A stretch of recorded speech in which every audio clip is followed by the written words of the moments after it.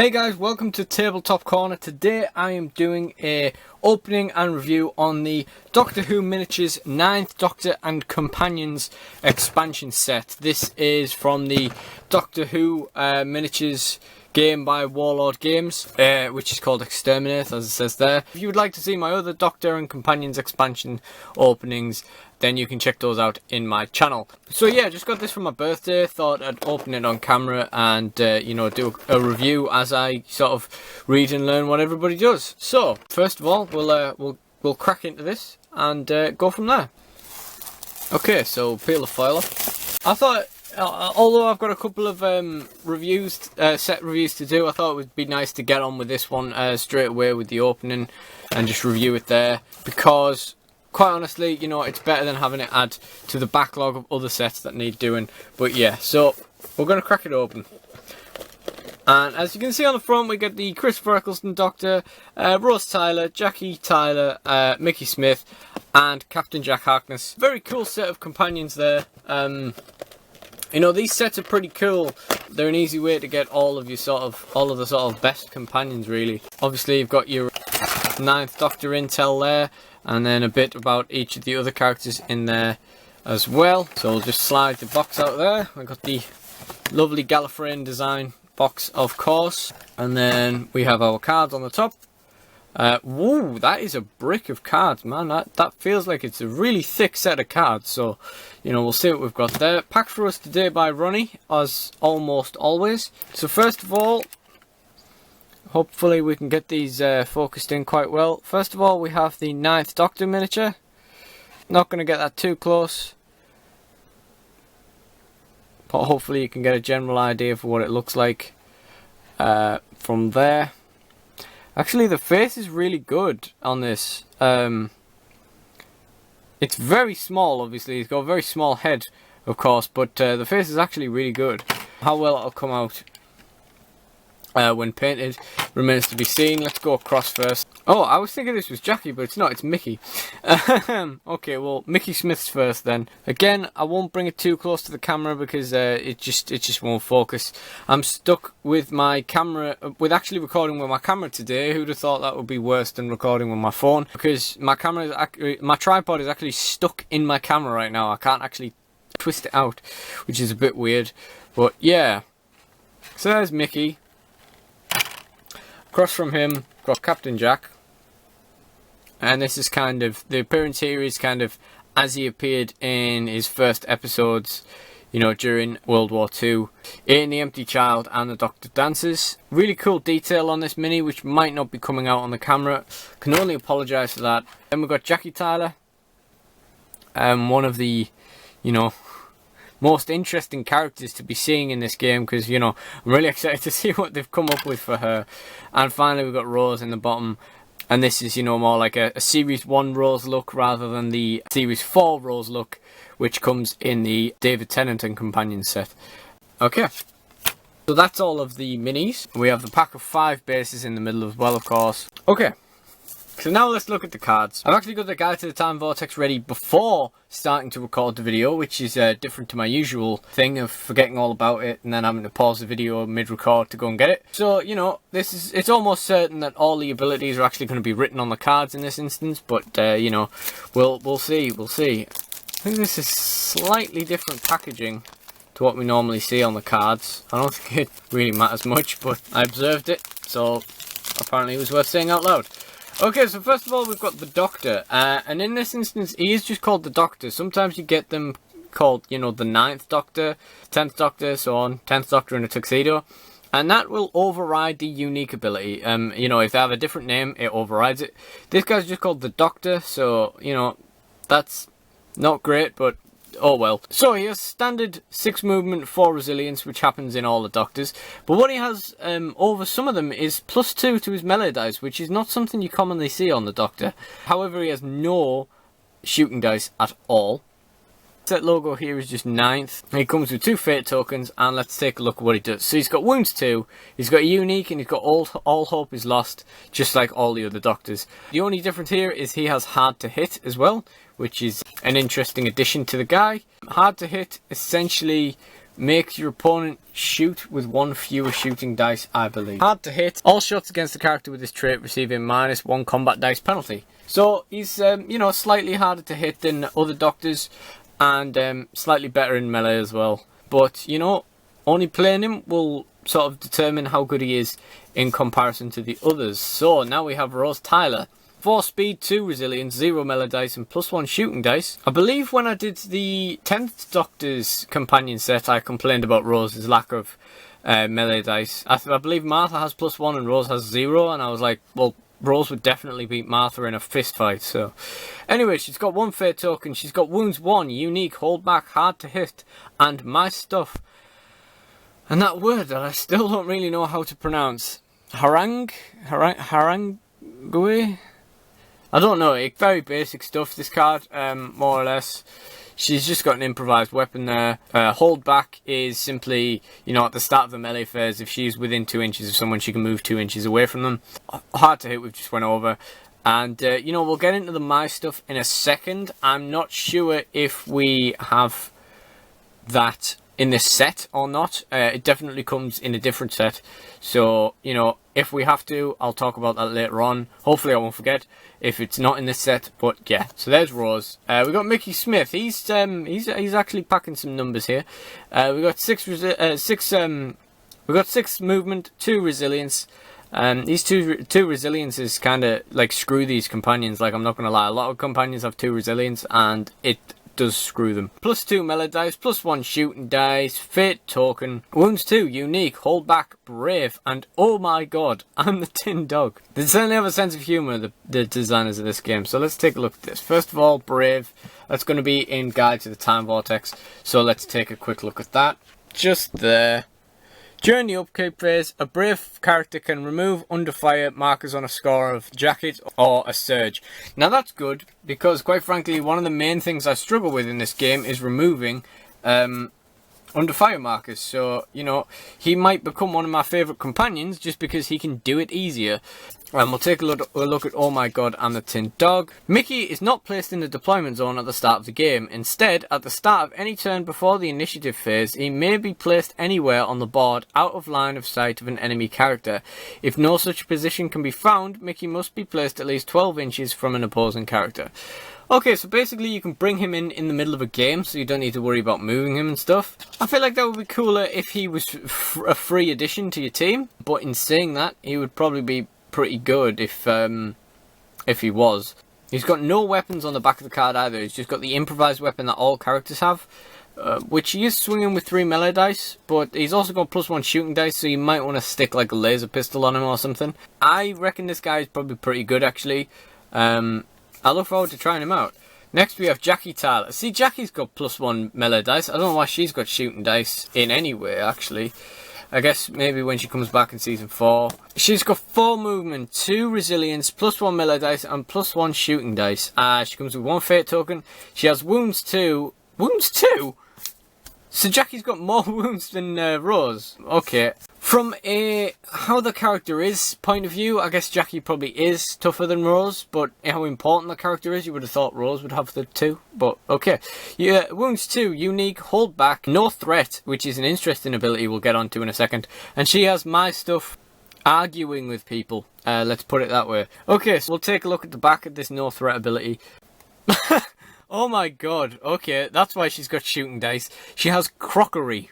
Thrown crockery, which is a 3 range, 2 damage attack. Pretty amazing. Like I say, they've definitely got a sense of humour, these guys. Okay, no threat. If a character or special character wants to shoot Jackie Tyler or engage in melee with her, it must declare the action and then roll a combat dice. If the result is a jacket, the attack does not happen and the active character cannot act further in that phase. Only Daleks are immune to this trait. So, if they roll a jacket when trying to engage with Jackie, they can't do anything if they miss. It's like shape change in HeroClix, which essentially you roll a dice and on a 5 or a 6 you can't be targeted by an attack, and if there's no other legal targets the attack just fizzles. It's sort of like that, except there's no other like legal target stuff. So we've got my stuff arguing. Jackie Tyler may treat the arguing adventure card as an exhaust rather than discard card, so that's interesting. I really hope that card is in here, because now we've got Rose and Jackie who can use it. We definitely already have a copy of it, but if there isn't one in here, then you kind of can't play both of them to the best of their ability together. And to be honest with you, I'm taking Jackie over Rose. I mean, she's literally just a better designed character by the looks of things. Very interesting. I'm sure she's going to be a lot of fun to play with. I look forward to getting Jackie on the board, as did Elton in that one episode. Wink wink. Finally, we have Captain Jack Harkness. Now this guy is almost certainly going to be the, you know, the key figure in the set, I believe. Let's take a look. So he's got 6 movement, 2 resilience. Come on guys, 2 resilience. It can't die. He cannot die, and you've given him 2 resilience. Oh my god. Even before he became immortal, he was worth more than 2 resilience. Come on. That's ridiculous. Alright, we'll move past it, guys. We'll move past it. 6 movement, 2 resilience, plus 2 shooting dice, plus 2 melee dice. Probably fair enough. 2 fate tokens as well. Wounds 2 also. This guy's got all the 2s. He is unique. He can hold a back. He has marksman, sneaky, and my stuff, vortex manipulator. Now that's something I've wanted to see in this game this whole time. So yeah, we're going to flip this guy over, see what the back of the card is offering us. Okay, compact laser deluxe pistol, 6 range, 6 shooting dice for a total of 8. With energy. Now I'm not sure whether this integral part is just to make Jack a little bit worse, so that he can, well, not necessarily worse, because this is a pretty good weapon, but just to limit him in what he can use as weapons, or whether it's a dirty joke about where the compact laser deluxe pistol is stored. Upon Jack Harkness's character, it's in his arse, so, you know, yeah, maybe that's just a very, very naughty joke. He also has a hand weapon, which is going to give him 3 melee dice. And none of this stuff is explained on the back of the card, so we're going to have to go into the guide to the Time Vortex to tell you what else the guide does. So, of course, again, just to reiterate, we have Wounds, Unique, Hold Back, which we've already discussed. Next thing is Marksman. If a character with this trait does not move this turn, they may re-roll any or all combat dice when shooting. That's pretty good. So basically, it's kind of like a Dalek, in the way that if he's just standing there fighting something, he gets a bit better. So that's nice. We also have Sneaky, which we have covered before, but I will talk about this again anyway. Sneaky, a character with this special trait may always claim cover even if it is in the open. So basically, it's going to get, again, -1 shooting dice against it, which is pretty cool. He's also got that My Stuff Vortex Manipulator. So we'll take a quick look for that. See if I can find it without ruining any of the other cards for myself. Alright, we got it here. Okay. Vortex Manipulator. This I'm really hoping this is pretty good. Exhaust this card in the friendly movement phase to move one companion to any other part of the gaming area. The character cannot be placed within 2 inches of an enemy character, and there is no downside. Okay, that just happened, and there is no downside to that. Even though, like, the notoriously in the I nearly said in the anime there, in the series, obviously these are like notoriously unreliable. But you know, there's no downside to this at all. In the friendly movement phase, move one companion to any other part of the gaming area. There's no like restriction to it. There's no like vagueness to it. You just move where you want to go, and that is pretty cool. Also, I'll point out as well, Jack doesn't have to use this. So he can get this added onto your force for free, but he doesn't have to use it. You know, he can give this to someone else to use. How young does he look in these pictures? Oh my god. Psychic Paper. This is something we've been hoping for a while. Psychic Paper. Discard this card to prevent the Doctor from being engaged in melee that turn only. Enemy characters cannot make an engaged move, which would bring them into base contact with the Doctor. Interesting one. This kind of feels like when you get like a TCG card and you just can't really explain why it does what it does in the context of what it is. It's a cool effect. I'm not really sure why the Psychic Paper does it, but I shan't complain. I guess. The Oncoming Storm. Okay, so we've got the Doctor only card here. I'm wondering if this expansion was released before they started giving the Doctors all of like their individual names, or their individual numbers rather, but oh, this is a long effect. So, the Oncoming Storm. Discard this card to force all Dalek characters, special and standard, to immediately move 2 inches directly away from the Doctor. Additionally, any Dalek characters choosing to shoot at the Doctor until the end of the current turn must first roll 1 die and score a surge result. If they fail, they cannot fire at the Doctor or select any other shooting target during that turn. So again, it's kind of like it gives the Doctor an option to not only resist an attack, but also to stop a character from attacking at all that turn, which is pretty interesting. However, you have to be playing against Daleks, which kind of sucks if you're not playing against Daleks. Obviously, if you're playing at home, you know what the other guy's using, you can just take this on your team. If you were, for example, playing a tournament, which I don't see likely happening anytime soon in the near future, but if you were playing a tournament or something, you'd play this and you'd just be screwed against anyone who's not using Daleks. I don't think this is the kind of card, when compared to other cards with the Doctor, is necessarily worth using over some of the other things he can use. But I digress. We have got a sonic screwdriver for the 9th Doctor, of course. You know, we got 6 range, 4 shooting dice, close combat plus 4 melee dice, and only shocked results can come from it. So, you know, pretty good, but you can only shock things with it. Nice to meet you. Run for your life.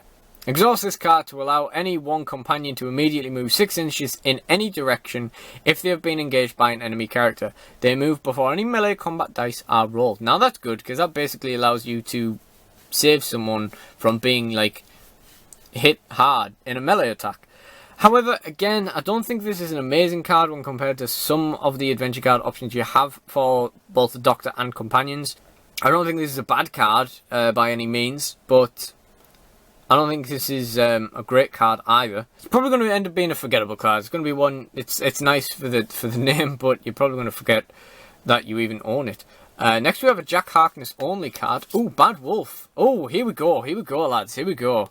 We're getting into it now. Selecting this card will allow the owning player to represent Jack Harkness after he has been brought back to life and given immortality by the Bad Wolf aspect of Rose Tyler.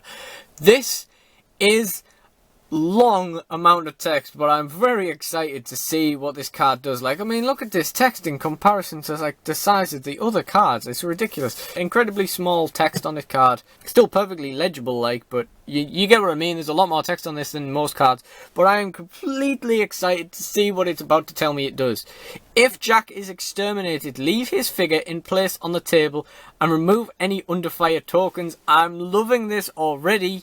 You may exhaust this card before the initiative phase of any turn to return the character back to the game. Okay, when this happens, CUNY, that's a little typo there, it's definitely a Q instead of an A. Enemy characters within 2 inches of Jack should be moved back until the distance separating them from Jack is 2 inches, because that's part of the rules. Wow, I like that. Okay, so, man, the flavour text, this is all flavour text, and it just makes the entire effect so long. So basically what this is going to do is, for the cost of 1 adventure card, you can't get this as a freebie when you're using Jack, but for the cost of 1 adventure card, you're going to be able to bring him back. And that is going to limit my complaints about his low resilience. I think this is really good. I believe there are other cards also that allow you to resurrect things, particularly maybe the Doctor lets you do it, or companions. I can't think of them off the top of my head right now, but I think that is a thing. So you could, you could do this more than once. Jack is definitely going to be a pretty cool character. Right. One thing I forgot to complain about, just slightly. There's an ability called Agent, which allows you to use a character on any team. Now, I originally read that and thought, hey, it's for characters like Captain Jack that could get chucked on, like, random teams. Because, like, when he first appeared, he was a con man. He was a bit of a dodgy character. He could have been a good guy, he could have been a bad guy. So, but what it actually does is it allows you to use generic units on any team. And that's fine too, but I feel like there should have been some crossover. I feel like Jack should have been able to do it. However, with this card involved as well, having a resurrectable Jack Harkness on any team might have been a bit good, so I can't really argue with that. This has just quickly become one of my favourite cards. This is incredibly cool. So you basically get 2 shots at a very decent shooter with Jack. I think that's very, very cool. I'm starting to see why this card deck was so thick. They've included a lot of stuff here. However, one thing I don't think they've included is the card that Jackie and Rose can both use, so that is a slight problem. But I digress. Let's get off the Bad Wolf card now. We love you. Oh man. Oh, here we go. Right, they're really loving Jack in this set. They're really going all in on Jack. It's another card for him. Because in the 10th Doctor pack, they have a adventure card for each individual character, I believe. And in the 12th Doctor pack, they don't have individual adventure cards, but they all have something they can add on, like a sword or Suntaran Blaster, Medikit, stuff like that. I think they do have some adventure cards that work with them, but basically, you know, they get their gear. In this, all the love is on Jack. So, you know, anyway, we'll continue. Trini and Zizana, sorry, Defabricator. God's sake. I can't deal with this. 6 inch range, 4 shooting dice, energy, and Dalek killer. Now, so when rolling to damage a Dalek, you may re-roll any hits in an attempt to get a surge result. The new result must be applied. So, if you've hit the character and you're on the damage table with whatever dice you've got left, any of the rolls you make which are hits, which would represent a shock in an attack, can be re-rolled to get a surge instead, which would exterminate the Dalek. That's interesting, but it is risky business. That is Captain Jack all over. It is trading your certain shocks for possible exterminates. That's a very helpful effect because quite frankly it means you have the ability to try and push for an exterminate if you have to or if you can. Or, like, you know, you can just settle with the shocks and have someone come in and melee them to death instantly. Whichever works for you. I can't help but think that between this and how good Jack already is, the fact that the Bad Wolf card can bring him back to life. You know, if you teamed him with the 9th Doctor and had this oncoming Storm card in there, I kind of feel like this is a massive, like, anti-Dalek team. Which is cool, but, you know, it means it's not necessarily as good as other things. However, again, for the argument of playing at home, which is the likely situation where you're going to be playing, if you know you're playing against Daleks, you can use this. If you don't know you're playing against Daleks, you can just bin it off, you know? So, finally, I better go and get that other card I'm after. This is annoying. So, like, you know, I finally remember to get the guide to the Time Vortex before the video, and I need to find out what the other bloody card does. Okay, so, I just googled it. It's pronounced Harang. Okay, Harang. Discard this card to select one special character to engage in a distracting rant towards any enemy miniatures within 6 inches.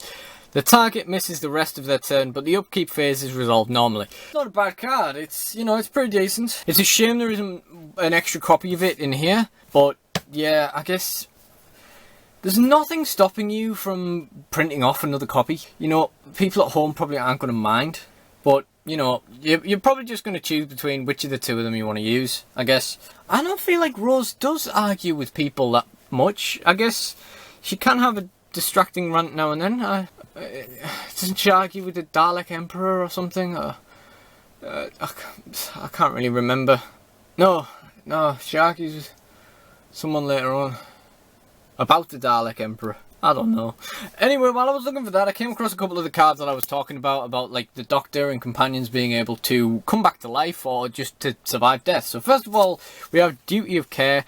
Discard a Fate token to cancel out any successful attack made against a companion, but before resolving any damage table rolls. So if your companion's been hit, you can just bin this and the attack resolves, nothing happens.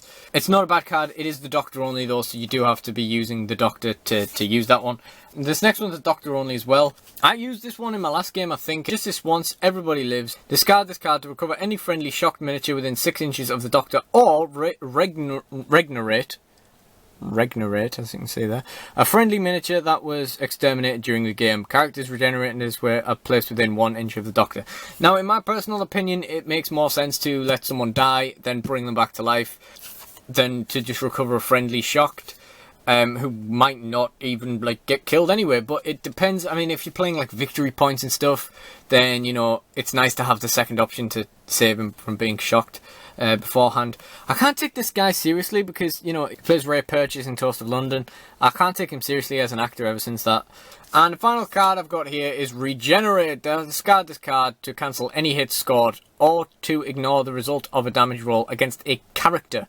Now, this isn't even a special character. This isn't even companions only. This isn't even the Doctor only. This is a fully generic card that allows you to cancel any hits scored or to ignore the result of a damage roll against any character at all. Fully generic regeneration.